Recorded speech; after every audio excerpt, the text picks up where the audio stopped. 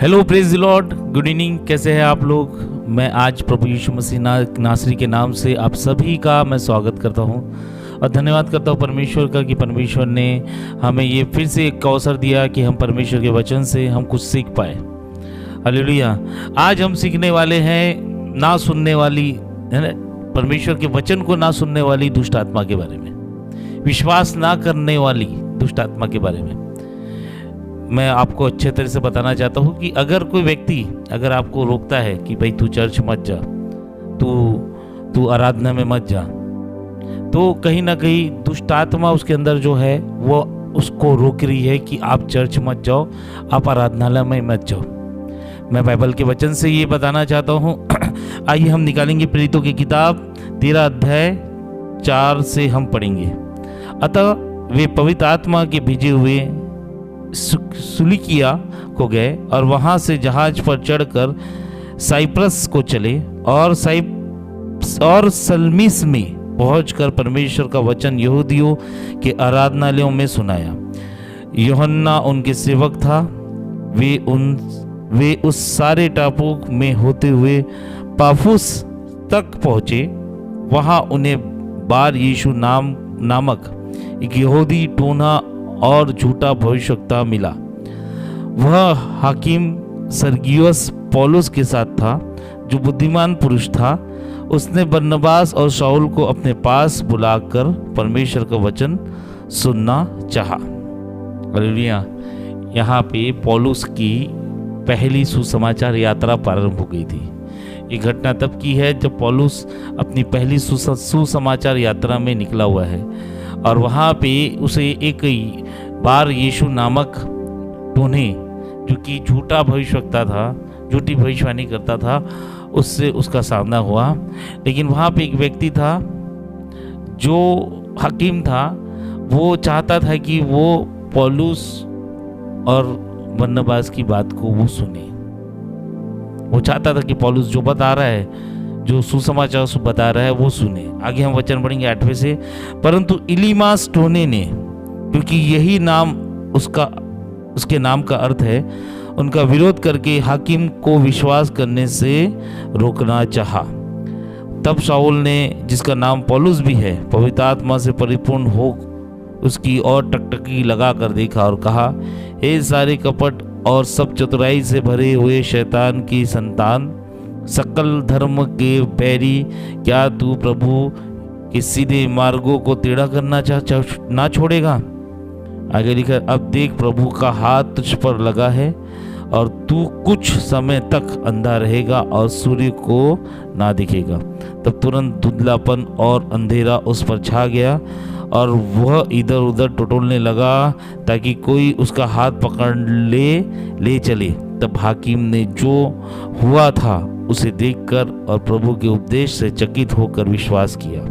Hallelujah, praise the Lord. हम परमेश्वर की महिमा करेंगे इस वचन के द्वारा। मैं आपको फिर से डिटेल में बताता हूँ। पौलुस यहाँ पे अपने पहले सुसमाचार की यात्रा में था। तो वहाँ पे उसका सामना एक बार यीशु नामक दुष्ट आत्मा टोन्हे, जिसको झूठी भविष्यवाणी करता था, झूठा भविष्यवक्ता था, उससे सामना हुआ। लेकिन वहाँ का जो बुद्धिमान हाकिम था, वो चाहता था कि मैं सुसमाचार को सुनूं। लेकिन वो जो झूठा भविष्यवक्ता था, वो उस हाकिम को विश्वास करने नहीं दे रहा था। तब पौलुस के अंदर पवित्र आत्मा परिपुक्त होकर उसने उसको अंधा बनाया। हाकिम जैसा देखकर पौलुस ने उस टोन्हे झूठे भविष्यवक्ता को पवित्र आत्मा से भरकर पवित्र आत्मा के सामर्थ्य से उसे अंधा बनाया। और ये देखकर जो हाकिम जिसने सुसमाचार सुना, उसने विश्वास किया प्रभु यीशु मसीह के वचन पर। प्रियो, ऐसी कई दुष्ट आत्माएं काम कर रही है जो आपको वचन सुनने नहीं दे रही। ऐसी कई दुष्ट आत्माएं, ऐसे कई झूठे भविष्यवक्ता काम कर रहे हैं, ऐसे कोई टोने काम कर रहे हैं जो आपको प्रभु के वचन में बढ़ने नहीं दे रहे। हम देखते हैं ना, कई लोग बोलते हैं, अरे तू क्यों चर्च जा रहा है, तेरे को चर्च में क्या मिलेगा, क्यों वचन में लगा हुआ है, तेरे को वचन में क्या मिलेगा? आपको मैं बता दूं, ये बार यीशु हूबहू वैसा ही करता था उस हाकिम के साथ जब वो विश्वास करने पे जाता था। उसको पौलुस का वचन सुनने नहीं दे रहा था, उसको विश्वास करने नहीं दे रहा था। इसीलिए प्रभु के लोगों, मैं आपको ये बताना चाहता हूँ कि सुसमाचार को रोकने के लिए अंधकार की शक्तियाँ अपने प्रथम चरण में काम कर रही है। वो नहीं चाहती कि सुसमाचार फैले, सुसमाचार लोगों तक पहुँचे, क्योंकि अगर सुसमाचार लोगों तक पहुँचा तो वो विश्वास में आ जाएंगे, प्रभु यीशु मसीह को अपना उद्धारकर्ता मान लेंगे। यही सेम काम वो जो दुष्ट आत्मा थी, जो झूठी भविष्यवक्ता था, जो टोना था बार यीशु नामक, वो वही सेम काम कर रहा था कि उस हाकिम को विश्वास करने नहीं दे रहा था, सुनने नहीं दे रहा था, डिस्टर्ब कर रहा था। कई लोग ऐसा सोचते होंगे कि मैं देखता हूँ कई परिवार है जो सुबह उठता होगा लेकिन उसका पति बोलता होगा या पत्नी बोलती कि क्या जाती है, आज छोड़ना, घर पे रहते सोते। तो कहीं ना कहीं वो दुष्ट आत्मा काम करी जो आपको सुसमाचार नहीं सुनने दे रही। कई लोग आपस में एक दूसरे को सुसमाचार सुनने नहीं दे रहे, वो दुष्ट आत्माएं काम करी। वचन सुनने नहीं दे रहे, वो दुष्ट आत्मा है। जो वचन सुनने से रोकने वाली वो सारी दुष्ट आत्माएं हैं जो आपको इंटेंशनली वो वचन सुनने नहीं दे रही है। खासकर आपका मोबाइल, जब आप चर्च में बैठे रहते तो आपका मोबाइल बज जाता है और आप वचन सुनने से बंद हो जाते हो। शायद शैतान मोबाइल को भी यूज कर रहा है ताकि आप वचन मत सुनो। लेकिन प्रभु का वचन हमें बहुत अच्छी तरीके से ये समझा रहा है कि परमेश्वर का वचन सुनने से विश्वास आता है, क्योंकि वचन कहता है कि विश्वास सुनने से, और सुनना किसको? मसीह के वचन को। आपको मसीह के वचन को सुनना बहुत ज़रूरी है। जो सही खरा वचन बताते हैं उनको सुनना बहुत ज़्यादा ज़रूरी है।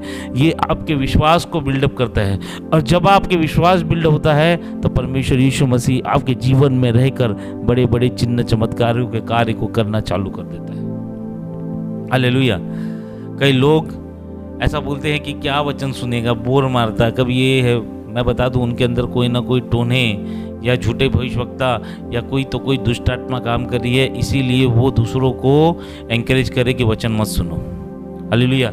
एक वचन निकालेंगे, 1 कुरिन्थियों 2 अध्याय 14 वचन। परंतु शारीरिक मनुष्य परमेश्वर की आत्मा की बातें ग्रहण नहीं करता, क्योंकि वे उसकी दृष्टि में मूर्खता की बातें हैं, और ना वो उन्हें जान सकता है, क्योंकि उनकी जांच आत्मिक रीति से नहीं होती। जो लोग शारीरिक होते, वर्ल्डली होते हैं, है ना, वो आत्मा की बातें कभी ग्रहण नहीं कर सकते। ये सुसमाचार जो है ना, वो आत्मा की लोगों के लिए है, जो आत्मा की बातें ग्रहण कर सके। इसीलिए शारीरिक व्यक्ति कभी सुसमाचार को ग्रहण करने नहीं देता। एक और वचन निकालेंगे, याकूब की पत्री 3 अध्याय 14 और 15। पर यदि तुम अपने मन में कड़वी डाह और विरोध रखते हो तो सत्य के विरोध में घमंड ना करना और ना तो झूठ बोलना। यह ज्ञान वह नहीं जो ऊपर से उतरता, वरन सांसारिक है, जो शारीरिक और शैतानी है। हालेलुया।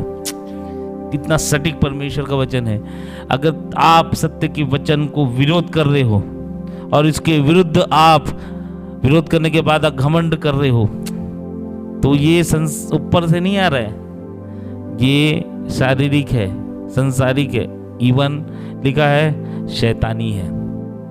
अगर आप परमेश्वर के वचन को विरोध कर रहे हो तो इवली स्पिरिट काम कर रही, दुष्ट आत्माएं काम कर रही है, और आपको हूबहू पौलुस की तरह उस दुष्ट आत्माओं को अंधा करना है, ताकि जो विश्वास करने वाले सुनना चाहते हैं वे सुने और विश्वास करें। कई लोग हैं हमारे आजू बाजू, हमारे इर्द गिर्द, जो वचन सुनने से रोकते हैं, लेकिन आज आपको पौलुस की तरह परिपवित्र आत्मा की मदद से उन सारे दुष्ट आत्माओं को अंधा करना है। परमेश्वर ने आपको सामर्थ दिया है, क्योंकि वचन कहता है जो मुझे सामर्थ देता है उसमें मैं सब कुछ कर सकता हूँ। ये परमेश्वर के वचन को ना सुनने वाली दुष्ट आत्माओं को आपको हराना है।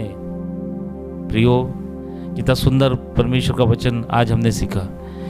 अगर हमको कोई चीज़ें परमेश्वर के वचन सुनने से, विश्वास करने से, बाइबल पढ़ने से रोक रही है, तो तुरंत आप प्रार्थना में बैठ जाओ और आत्मा में लीन होकर उस दुष्ट आत्मा को बाहर निकालो। जरूर परमेश्वर उस दुष्ट आत्मा को बाहर निकलेगा। अय्यूब 2:32 कहता है कि जो कोई मुझसे प्रार्थना करेगा मैं उसे छुटकारा दूंगा। ऐसी दुष्ट आत्माओं को परमेश्वर जरूर छुटकारा देगा। जो उसके वचन में बढ़ने से रोकती है। आइए हम धन्यवाद करें परमेश्वर का कि परमेश्वर ने आज एक और नई बात हमें सिखाई। आइए हम प्रार्थना करें। पिता, हम यीशु मसीह के नाम से तेरे समक्ष आते हैं और तुझे धन्यवाद करते हैं पिता परमेश्वर इस वचन के लिए। पिता परमेश्वर कि हम इस वचन में जाने पिता परमेश्वर की कई लोग हैं जो शैतान के इन्फ्लुएंस में होकर हमें तेरे सुसमाचार के वचन को विश्वास करने नहीं देते पिता परमेश्वर, डिस्टर्ब करते हैं, हमें रोकते हैं पिता परमेश्वर। पिता परमेश्वर आज के बाद पिता परमेश्वर हमारे जीवन में जो भी दुष्ट आत्माएं जो वचन सुनने से रोकते हैं, वचन में बढ़ने से रोकते हैं, विश्वास करने से रोकते हैं, हम मसीह यीशु के नाम से उनको हमारे जीवन से आउट कहते हैं और पिता परमेश्वर उनको आज्ञा देते हैं यीशु के नाम से दोबारा हमारे जीवन में ना आना, हमारे विश्वास को कमज़ोर करने ना आना। ऐसी हम प्रार्थना करते हैं। जिन लोगों ने भी सुना है उनके जीवन में भी ये प्रार्थना कबूल की जाए, ऐसी हम प्रार्थना करते हैं। यीशु के नाम से दुआ मांगते हैं, आमीन।